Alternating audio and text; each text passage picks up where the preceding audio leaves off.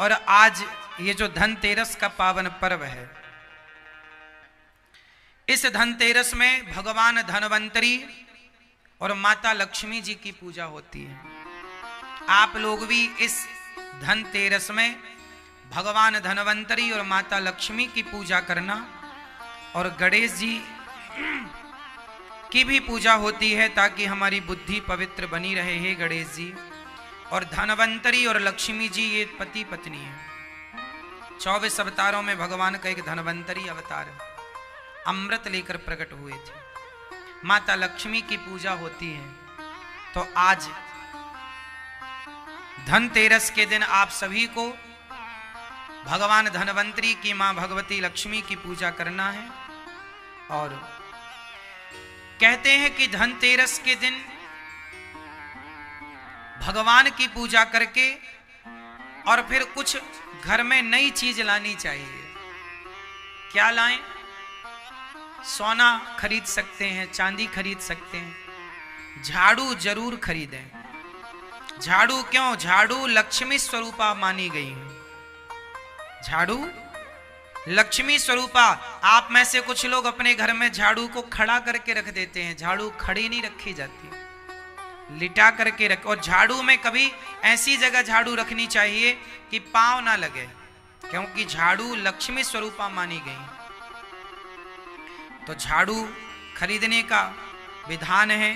सोना चांदी, सुंदर सा पात्र, आप सोने चांदी के पात्र खरीद सकते हैं। पीतल का, तांबे का बर्तन खरीद सकते हैं। और तांबे के बर्तन में जो पात्र खरीदें उसमें चावल भर करके, हल्दी की गांठ भी खरीदना चाहिए, थोड़ी सी हल्दी की गांठ, थोड़ा सा धनिया भी खरीदने का विधान है। तो धनिया, हल्दी की गांठ, सुंदर सा पात्र, बर्तन जो भी आप खरीदें, और उस बर्तन पर आप बड़े प्रेम से चावल भरकर उसमें हल्दी की गांठ रख करके और कुछ द्रव्य रख करके और उस पात्र को हाथ में लेकर के भगवान धनवंतरी और माता लक्ष्मी को समर्पित कीजिएगा, इस भाव से कि हे माँ, हे प्रभु, जो कुछ है सब आपका है, हम भी अपने आप को आपके श्री चरणों में समर्पित कर रहे हैं। इस भाव से समर्पित कीजिएगा। और धनतेरस के दिन आप लोग एक कार्य कर सकते हैं। आप जितने लोग कहते हैं कि हम परेशान हैं, आप एक काम करो, आपको जो भी परेशानी है, जो भी कष्ट है, जो भी पीड़ा है, एक कागज में लिखो। एक कागज में लिखकर, जो आपके भगवान लड्डू गोपाल जी हैं आपके घर में, या शालिग्राम भगवान है, उन्हीं लड्डू गोपाल जी और शालिग्राम भगवान में ही धनवंतरी भगवान की पूजा करना है, क्योंकि ये गोपाल जी ही धनवंतरी भगवान है।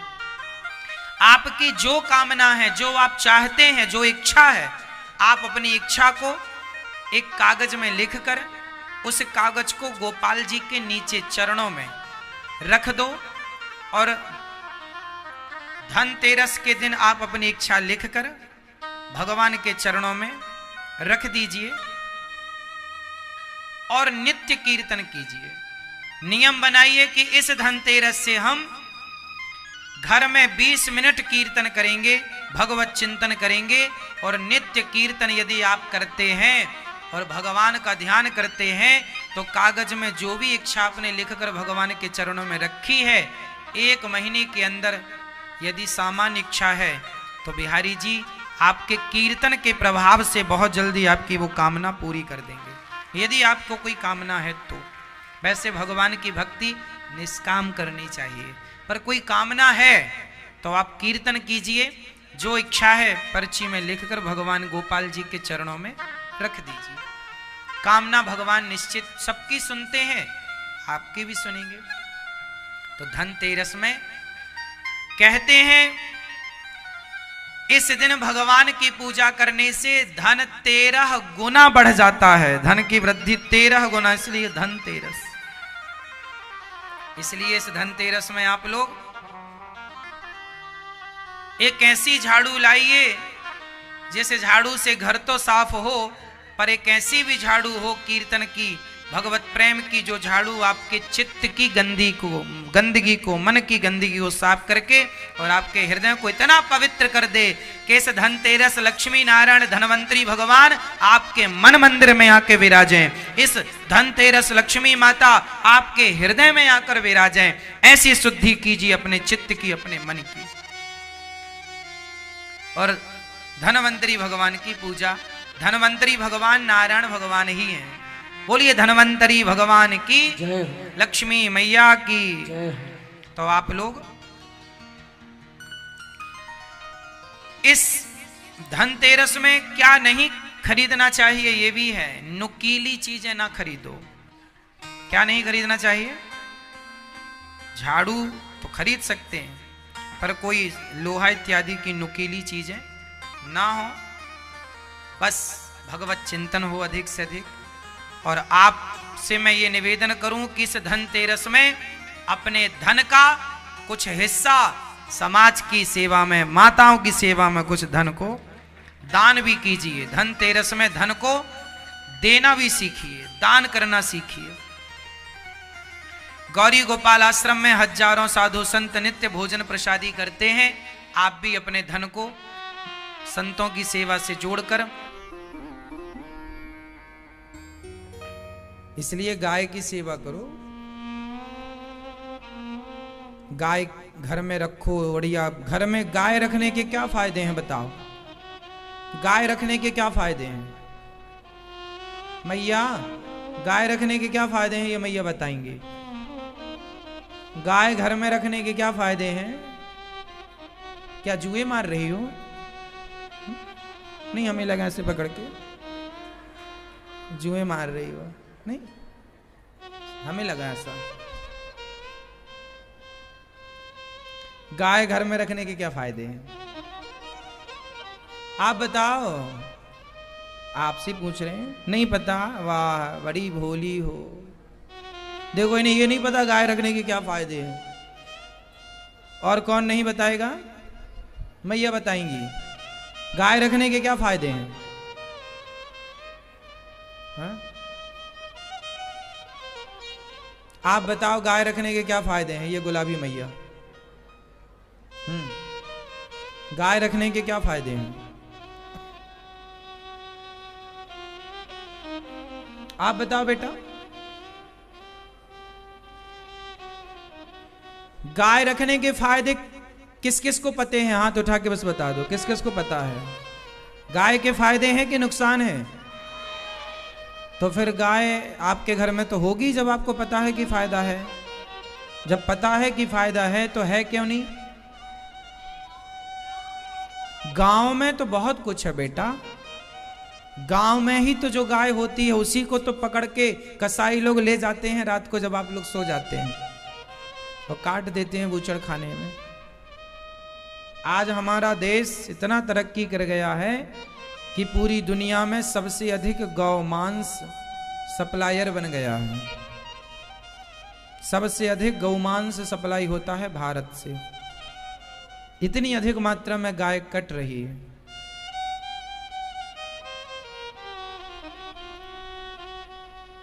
इसलिए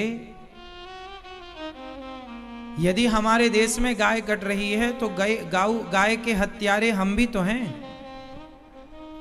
जो गाय काट रहे हैं वो तो हत्यारे हैं, पर जो गाय को माता कहते हैं और मां कहने वाले सनातनी अपने घर में गाय को नहीं रखते, वो भी तो गौ हत्यारे कहलाएंगे ना। कि आप घर में गाय नहीं रखते, आप गाय की सेवा नहीं करते, तो आप भी तो हत्यारे हुए। आप घर में गाय रखते तो गली चौराहे से कौन गैया पकड़ के ले जाता? गाय जो फुटपाथ पर है तब ना पकड़ के ले जाते हैं। यदि गाय सबके घर के अंदर सुरक्षित होती तो क्यों ले जाता कोई पकड़ के? सबको ना एक एक दो दो गौ माता रखनी चाहिए, सबको ना सेवा करनी चाहिए। एक के करने से कुछ ना होगा। एक करेगा तो कितनी करेगा? 100 गैयों की कर लेगा, 500 गैयों की करेगा, 1000 गैयों की करेगा।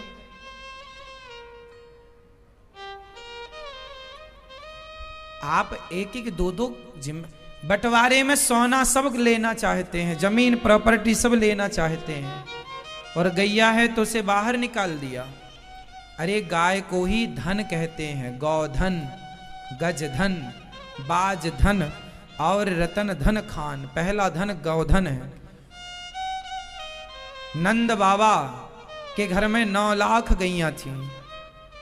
9 लाख गैयों की सेवा करी नंद बाबा ने, तब गोविंद उनके घर पर आए थे।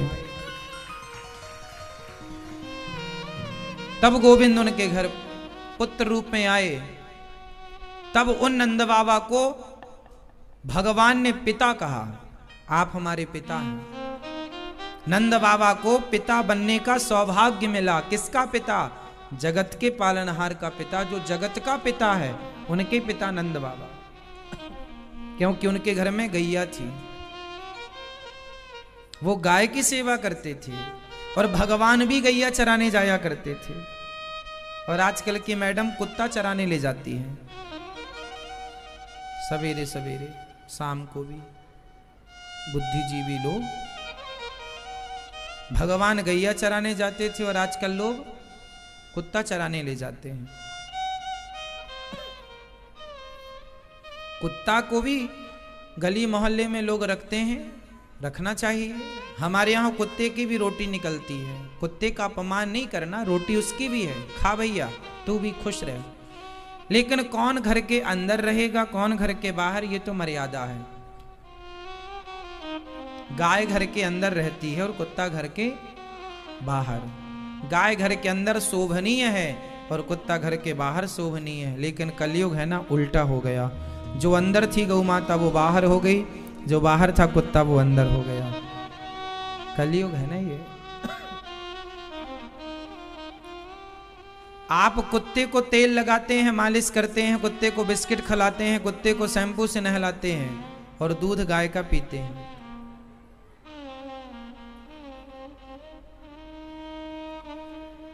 दूध बच्चों को किसका पिलाते हैं? हाँ? और आप लोग नहलाते किसे हैं? कुत्तों को। बिस्किट कुत्ते खा रहे हैं। गाय आज इतनी अधिक मात्रा में कट रही है, जिस देश में भगवान को आकर यह बताना पड़ा कि गाय माता है, आज उस देश में गौ हत्या हो रही है। बताओ, गौ हत्या का जिम्मेदार कौन है? हम सब हैं, उसमें मैं भी हूं। हमारी तो जितनी सामर्थ्य है, देखो गौरी गोपाल गौशाला में 200 गौ माता हैं, 200 से अधिक। हमारे यहाँ तो नंदी भी सुरक्षित हैं और नंदी भी खुश हैं। हमारी तो गौ माता जैसी बनती है हम सेवा करते हैं। हम 200 गौ माता की सेवा करने लायक ईश्वर ने बनाया तो चल रही है। आप 2-3 गौ माता रख लो, एक ही रख लो। इतनी बड़ी गाड़ी खरीदते हो आप 50 लाख रुपए की, और उससे रखते हो। गाड़ी रखने की जगह है तो गाय रखने की जगह नहीं है। जरा सा चारा उसके लिए लाओ, खिलाओ बढ़िया दाना, जो भी खाती है। गाय जरूरी है मेरी माँ। आज बाजार में आप दूध खरीद के पीते हैं, क्या फायदा है? क्या फायदा है कोई फायदा? बाजार का जो दूध मिलता है उसकी क्रीम निकाल ली जाती है, दूध की क्रीम निकाल ली जाती है। वो दूध अपने आप में फिर छाछ जैसा रह जाता है। क्रीम तो निकाल ली, अब वो दूध अपने बच्चों को आप पिलाएंगे, उससे कोई तत्व नहीं मिलते। वो दूध में कैल्शियम भरपूर मात्रा में नहीं होता जिसकी क्रीम निकाल ली जाती है। इसलिए आप लोग घर में गाय रखेंगे तो बच्चों को शुद्ध दूध, और गाय का मतलब है देसी गाय, जर्सी गाय नहीं। जर्सी गाय को गाय नहीं बोलते, उसे जानवर बोलते हैं। देसी गाय का दूध फायदा करता है। अच्छा, भैंस का दूध अच्छा होता है कि गाय का? क्या अच्छा है? गाय और भैंस के दूध में क्या अंतर है? उत्तर दो। गाय और भैंस के दूध में क्या अंतर है?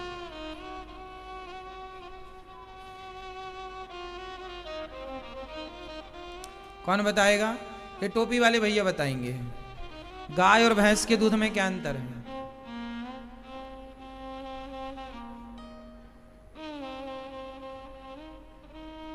पीछे वाले भैया चश्मा वाले सोफे पे बैठे हैं, गाय और भैंस के दूध में क्या अंतर है?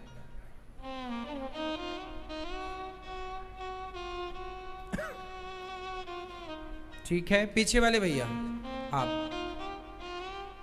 आपसे आप ऐसे अंतर निकाल लो, गाय का बछड़ा और भैंस का बच्चा दोनों अपनी अपनी मां का दूध पीते हैं। गाय के बछड़ा और भैंस का बच्चा जो है, इन दोनों में एक्टिव कौन है? जोर से। और आलसी कौन है? भैंस का बच्चा कैसा होता है? आलसी होता है। गाय के बच्चे को जरा छोड़ दो तो तुरंत दौड़ पड़ेगा, पूंछ उठा के बड़ी तेज हिरन की तरह दौड़ता है। और भैंस के बच्चे को छोड़ोगे तो ऐसे ऐसे चलेगा, बड़ा आलसी है, उसे धक्का मारो तो भी नहीं दौड़ता। हाँ या ना? इसका मतलब यह है कि भैंस का दूध पीने वाला आलसी होगा और गाय का दूध पीने वाला एक्टिव होगा। उसका बच्चा ही बता रहा है अंतर। भैंस के दूध में आलस्य है, तामसी है। भैंस का दूध कैसा है? तामसी है, जबकि गाय का दूध सात्विक है।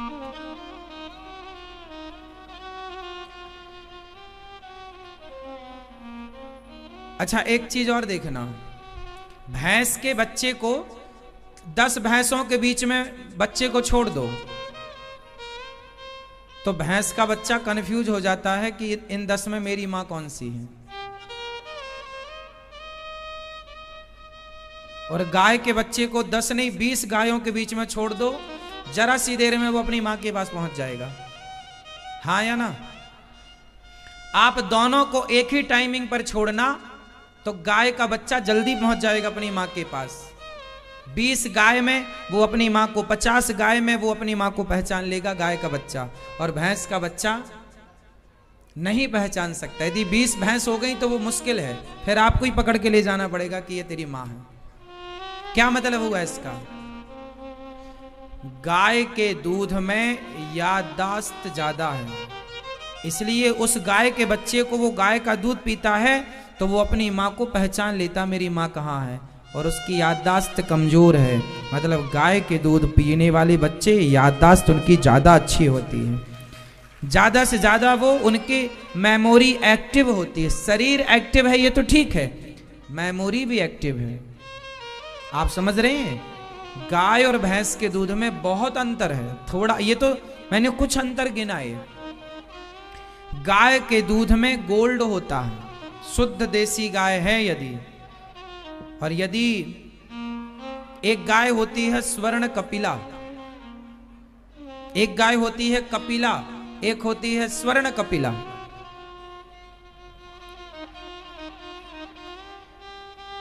जो श्रेष्ठ प्रजाति की गाय हैं उनके दुग्ध में गोल्ड की मात्रा होती है, भैंस के दूध में कभी नहीं हो सकता। इसलिए गाय का दूध और भैंस के दूध में जमीन आसमान का अंतर है। भैंस का दूध केवल मांस को बढ़ाता है, जबकि गाय का दूध आपकी बुद्धि को एक्टिव करता है, तेज करता है, बुद्धि में अटैक करता है। गाय का दूध मन की चंचलता को कम करता है। गाय का दूध, गाय का दूध पीने वाला व्यक्ति भैंस का दूध पीने वाले व्यक्ति से ज्यादा एक्टिव होगा, ज्यादा फुर्ती वाला होगा, ज्यादा बुद्धिमान होगा। आप प्रैक्टिकल कर लीजिए, एक बच्चे को गाय का दूध पिलाओ, एक बच्चे को भैंस का दूध पिलाओ, दोनों को देख लो, साल भर बाद 1 साल एक्सपेरिमेंट कर लो। एक अपने आप आलसी हो जाएगा भैंस वाला, बुद्धि सामान्य रहेगी, पर गाय का बच्चा वाला ज्यादा बुद्धिमान होगा। इसलिए गाय बहुत अच्छी है, बकरी भी दूध देती है, पर बकरी का दूध भी इतना पौष्टिक नहीं है जितना गाय का, इतना शक्तिशाली नहीं है जितना गाय का। इसलिए तो गाय को दूध देने वाले लोग तो बहुत हैं। बकरी भी दूध, भैंस भी दूध देती है, और भी भेड़ भी दूध देती है, ऊंटनी भी दूध देती है, लेकिन श्रेष्ठ दूध सदियों से गाय का ही माना गया है। और गाय भी देसी, आजकल तो गाय भी मिलावटी आ गई। जर्सी गाय, उसका दूध तो भैंस से भी बेकार है। आप जर्सी गाय के बच्चे को देख लेना और देसी गाय के बच्चे को देख लेना, दोनों में अंतर होगा। जर्सी गाय का बच्चा भी भैंस की तरह आलसी होता है, देख लेना। और जो देसी गाय समझते हैं, देसी गाय क्या होती है, क्या पहचान है देसी गाय की, क्या होती है, मैं ये बताओ, देसी गाय की क्या पहचान है? हाँ, देसी गाय जो होती है उसका जो सिर के पीछे का हिस्सा होता है वो उठा हुआ होता है, बड़ा। क्या होता है? उठा हुआ। गौ माता का जो सिर के पीछे का यहां नहीं होता है वो हिस्सा ऊपर जितना बड़ा होगा, मतलब ये उतनी शुद्ध गाय है। जबकि जर्सी गाय का ये पीछे होते ही नहीं, बिल्कुल फ्लैट होता, बिल्कुल एक सा होते ही नहीं। भैया गौ माता का दर्शन कराओ। ये देखो, ये गाय के सिर के पीछे देखो हिस्सा है उठा हुआ, पीछे पीठ रीढ़ की हड्डी के पास ये जो उठा हुआ है ये शुद्ध गाय की पहचान। और ये नीचे झालर लटक रही है, देखो ये गाय की ना झालर है नीचे गर्दन के पास। ये जो झालर जिसकी होती है, ये झालर, ये शुद्ध गाय की पहचान होती है।